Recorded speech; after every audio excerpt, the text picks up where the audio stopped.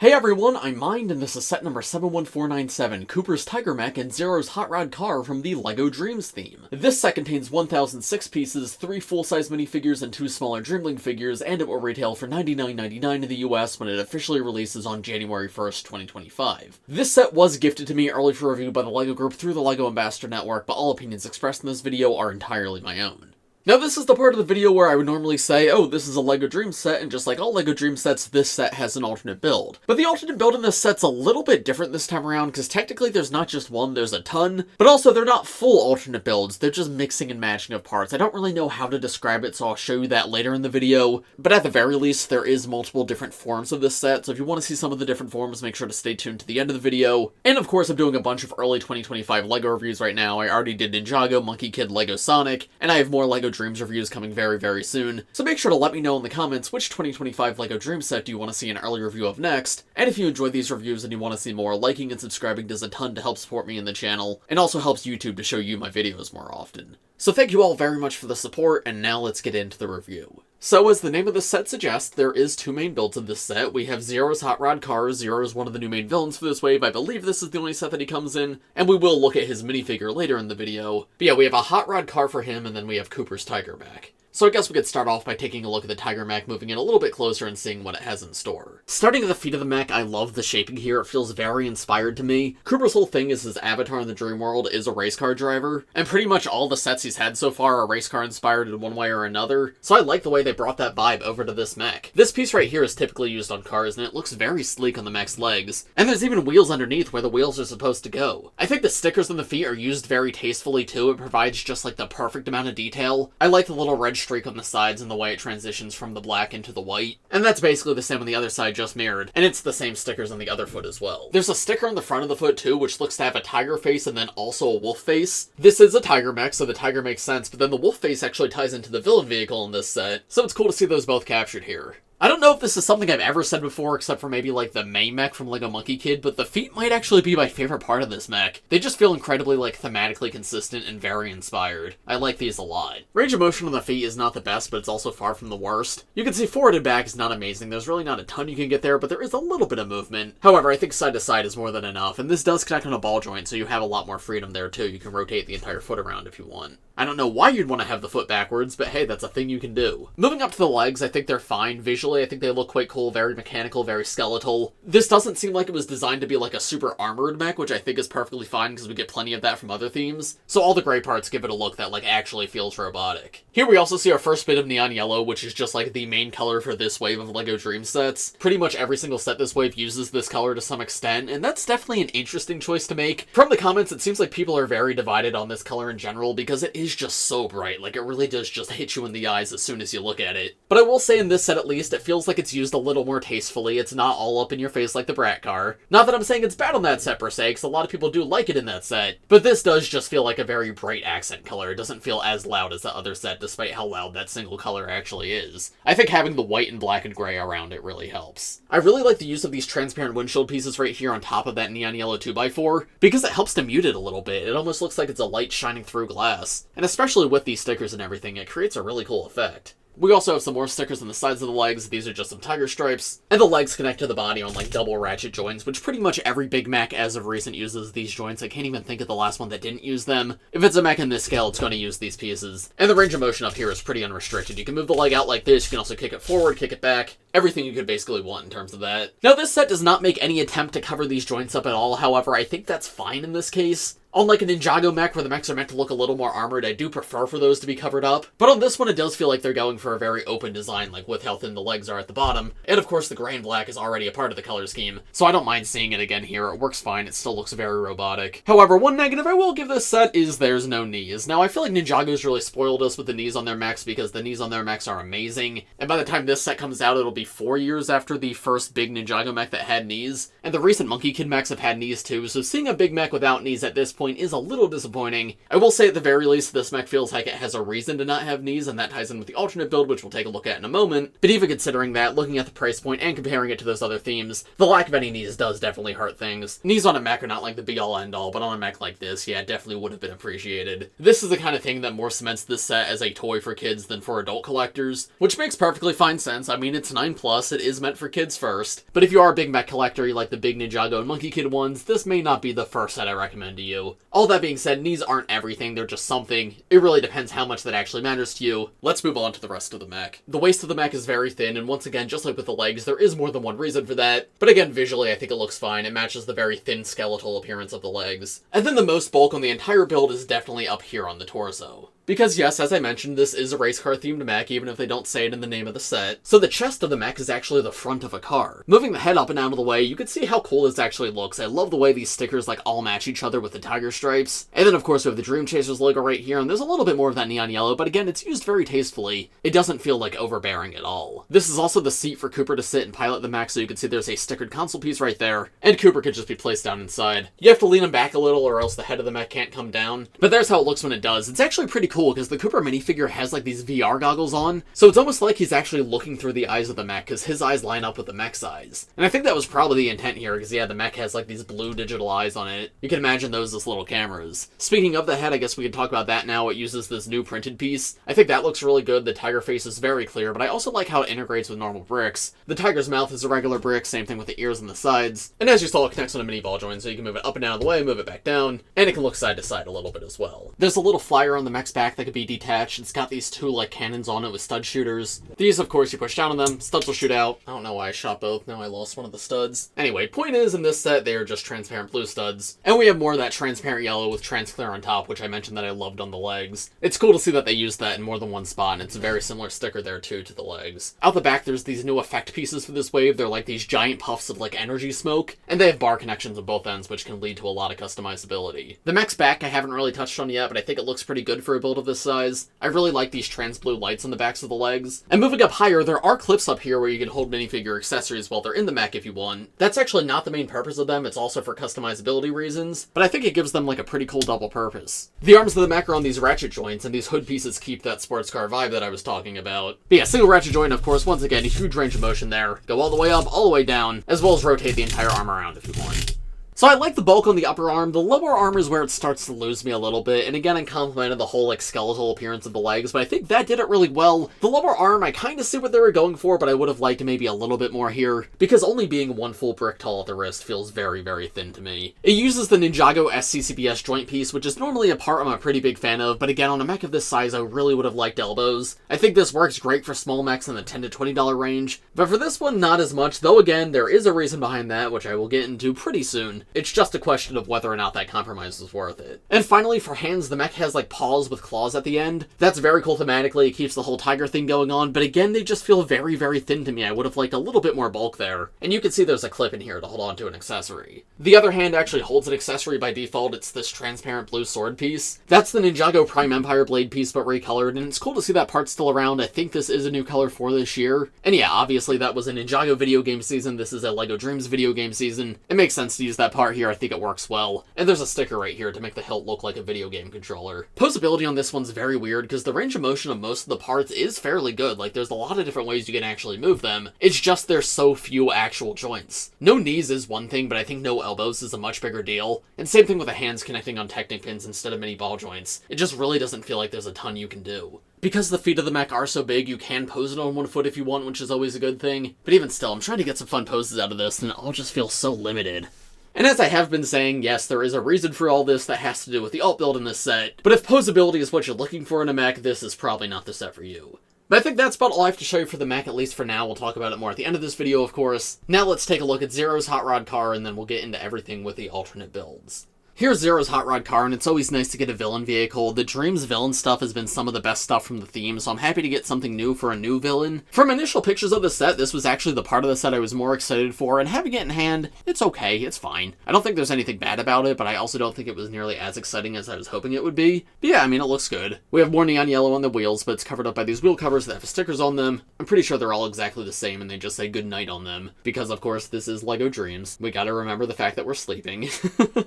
There's this very cool, like, printed faceplate at the front with this skeleton glitch effect on it. And we have some stickers with some circuitry and the number 0 up here because this is Zero's hot rod car. Exhaust from the engine at the front, and Zero's seating area has a stickered console piece. We've got stud shooters on this vehicle too. You push down on them, stud will shoot out, transparent pink. And here's how Zero looks actually riding in this car, which honestly, he feels a little big for it. I'm surprised I'm saying this because I was really excited for this build, but yeah, I don't know, it just leaves me a little bit underwhelmed. It's definitely not bad, like I do like it, but I kind of just wanted a bit more from it. Here's how the underside looks too, if you're curious. And then I have one more thing before I show you the alt build. This is a little wolf head, and it just does not connect anywhere in the main build of the set, officially. It is pretty cool looking though, it's got stickers on the eyes, a little 0 on the forehead, and I love this trans red piece on the ears. That's not a new part, but I'm pretty sure that is a new color for it, and it just works perfectly in the whole, like, video game season. If you wanted to attach it to the car, you could put it on the top like this. That's nothing official, but that's how I've been storing it, and I think it looks alright. Or it does have a ball joint at the back, and there's a ball joint socket right here, so you can also have it on the back of the car if you really wanted to. But that may have given you a hint as to what the deal is with the alternate build, so let's look at those in the instructions. So first, of course, here's the illustration on the front, looks amazing as always. I love the glitch effect on the villains, that looks really, really cool. But typically with LEGO Dreamzzz sets, you build the first few bags and then you're given a decision. Because those first few bags you built, those are going to stay the same no matter what, but the rest of the build could differ and you have to choose which of the two builds you actually want to put together. This set, though, does something similar, but not exactly the same, because the builds themselves don't actually change. Each individual module stays exactly the same. What differs is how you actually, like, put the modules together. So here's, like, the main alternate build. It's Cooper's car versus Zero's wolf. And I'm gonna put this together, but you can see the legs on Zero's wolves are just the arms and legs from Cooper's mech. It's not a different build, those are exactly the same. The parts are just mixed and matched. And as such, that's not the only alternate build. The instructions provide you with like a bunch of different examples. There's Cooper's flyer, there's Zero's flyer, or Cooper's and Zero's flyers again, but they're a little bit bigger, they can actually fit minifigures. Cooper's car with a flyer on it, and Zero's car with a flyer on it. Here's the default Cooper and Zero car. That's the one we just looked at, and we'll be taking a look at this one in just a moment. You could build a bipedal tiger or the wolf, which we'll take a look at in just a moment. And you could do a tiger mech or a wolf mech. You can also make a car with arms for either of the characters. And lastly, you can even combine parts with other sets from this wave. So I'm not going to show you all those combinations actually built. I think we're just going to do the main ones, Cooper's car and the giant wolf. But let me show you, I guess, at least the points where these come apart. The front of the car can come off right here. And they all use the same connection system, clips and bars. This, like, neck section could be popped off the back. Back wheels can be removed. Front wheels can also be removed from the front. There's how those connect. And you can see there's more bar connections on the sides of the car that weren't actually used in the base form. Then with the mech, the entirety of the legs and waist can disconnect. That one connects in a slightly different way with Technic axles. The front of the car can be popped off. The head can of course be removed. Flyer on the back comes off, just like I showed you before. And then both of the arm modules also come off. Here are the main two alternate builds properly put together, and I'm fairly mixed on these. I think Cooper's car looks awesome. I think, honestly, of the 4 different builds I'm looking at in this video, this is probably the best variation. In terms of originality, it's not the biggest because it's just another car for Cooper, which is something we've seen for him before, and his previous cars have been a little more unique. But this one's just incredibly solid, I can't lie. Like, it looks really good. It's really neat the way that Cooper and the villain have a very similar color scheme so they can interchange parts, but it still feels like their respective vehicles. And here's how it looks to have Cooper actually sit in the car, which unlike the previous car that we looked at, I feel like size-wise works fine. The tiger face is now on the back of the vehicle, and something I actually forgot to mention before is you can lift the faceplate up, and there's a sticker representing some machinery on the inside. The wolf, by comparison, I don't know, I'm not in love with this one. I was honestly hoping for a little bit more. The proportions just feel very off to me. They're a lot more off than I expected them to be. The legs, the back legs especially, feel gigantic for how tiny the head is. And the front legs are fine, but the red doesn't work nearly as well here as the black does on the Cooper vehicle. And yeah, this is what I've been alluding to. This is probably the main reason why the mech does not have knees, why the mech does not have elbows. Because I assume they wanted to make sure that in wolf form it could still stand up fine. And including knees and elbows might have made that more difficult. Additionally, the entire mech is a little bit less sturdy in the first place because it is meant to be taken apart, so that could be a part of it too. But yeah, seeing how the wolf came out, I don't know if that was worth it. I honestly would have been okay if they only kept a little bit of modularity and just let you swap like to a Zero mech and a Cooper car or a Cooper mech and a Zero car, rather than having the wolf build in here as well. Because while the wolf's a cool idea, it just feels odd to me. I'm not going to say no to more options, and it definitely gives you more play value in this set, but from a display perspective, I'm not going to lie, I'm probably not putting this one on my shelf, I'm not in love with it, and here's how it looks to have Zero sitting in this one. If you want to try walking pose, I mean, the build could do that perfectly fine. It has 4 legs, they're all pretty big, it works. And actually, this pose looks a little better. I kind of like the pouncing pose. But I think the biggest thing for me is those giant legs at the back. They just feel very disproportionate. If this is the build that you opt for, you are left with 2 extras. There's the front of the Zero card that's not used anywhere, and then there's also the sword, which is not used anywhere. And one more thing, here's the Mateo and Z-Blob race car, whatever this set's called. It's another one of the sets from this wave. I already have a full review of it up on my channel if you want to see more about it. But as I showed in the instructions, yes, you can also mix and match parts with this set and the Tiger Mech. The very front of the car can pop off, and you can see it connects in the same exact way. Same thing with the section out the back that's like a little flyer for Z-Blob. So if you have both of these sets, you can remove like the front part of the Tiger Mech if you want, and very easily replace it with this part instead. Same thing with the flyer that attaches to the back.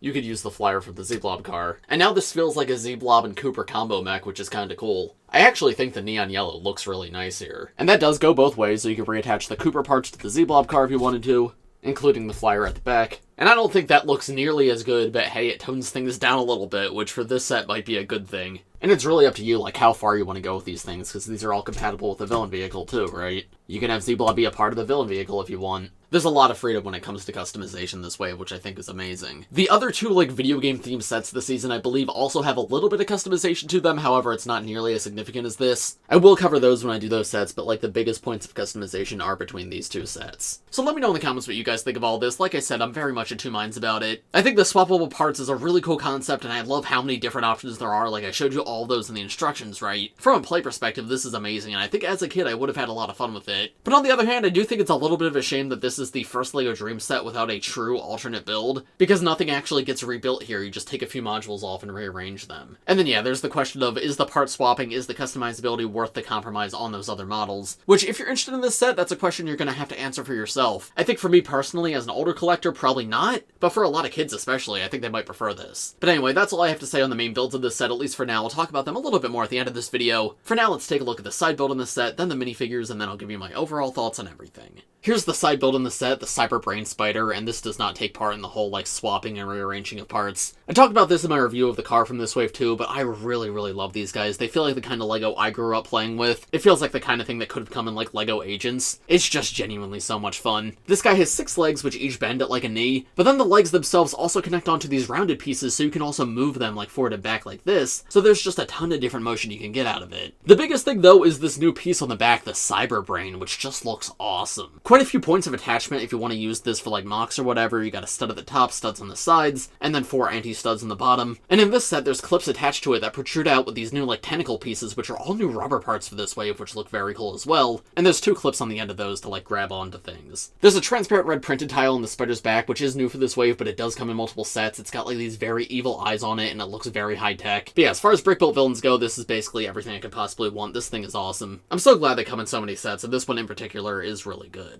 And now, here are the first 2 minifigures in this set. We have Cooper, and most excitingly, we have an all-new Dreamer minifigure. And I guess I'll start off with him, because why not? It'll be quick. I'm just so excited to see that we have a new Dreamer minifigure that is not Nova or Jaden. Because those minifigures were fine for the purpose they served, but they came in so many sets. Way too many for those characters. Like, Nova and Jaden came in more sets than Logan for a little while at the very least. So if you're gonna have Dreamers in so many sets, at least switch it up, right? Do something a little bit new. And that's exactly what this is. This is a generic character. It's not a named character. They're just called Dreamer. And I think they're fantastic. They have a sleepyhead hairpiece, they have pajamas with, like, this little cat? Koala? Can't really tell what animal exactly that is, actually. And this all-new face print where they have, like, the VR goggles on, and they seem all confused, they're drooling. I will say, my one criticism is there is no alternate face, and I think that's always a shame, because this is a very particular expression, right? This is conveying one exact emotion, and I never like when we get that kind of thing on a single-sided face. I feel like if you're only gonna have one face, it should be a neutral face. On this guy, I get why this is the one face they chose, because it makes sense, you're supposed to rescue him, but you have no way to, like, represent this minifigure after they've been rescued. They're just permanently stuck like this. So I think even from a play perspective, it would have been good to just have a normal face on the other side. So if kids are playing with this, right, this is what the minifigure looks like, he's captured by the bad guys, then you save him and then suddenly he's normal again, you can use him as an actual character. That would have been nice to see, but it's not the end of the world. Like we said, it's an unnamed character, so if you really wanted to, you could swap his head out for somebody else. But then Cooper. Cooper seems to be the main focus of this wave of LEGO Dreamzzz, which is interesting because we've never really had that before. It's just, like, always been Mateo. So as such, he has an all-new outfit to go with it, and I think this is easily Cooper's best outfit yet. He's got this super cool white jacket on with some text on it. It says built on this side, and it says built on the back as well. Little pocket with straps back there too. Like, it looks really, really cool. I love the colors on it. He's got a metallic design on his undershirt. I can't really tell if that's meant to be anything in particular. And he's got armor on his legs and feet as well. Yeah, I much prefer this to, like, the race car driver outfit that he's had in the past. Hair hat combo piece 2 is the one from the Jaws set, but recolored. I'm pretty sure this is the same one from the 2024 wave, but it's good to get in more sets because he didn't come in a ton of sets that wave. An all new double-sided face for him. He's got one side of his face where he's very angry. This actually looks very similar to, like, Monkey Kid. That feels like it would make for a very good Monkey Kid face. A quite good expression, though. And then the other side of his face, he has those VR goggles on. I also forgot to show off his accessory in this set.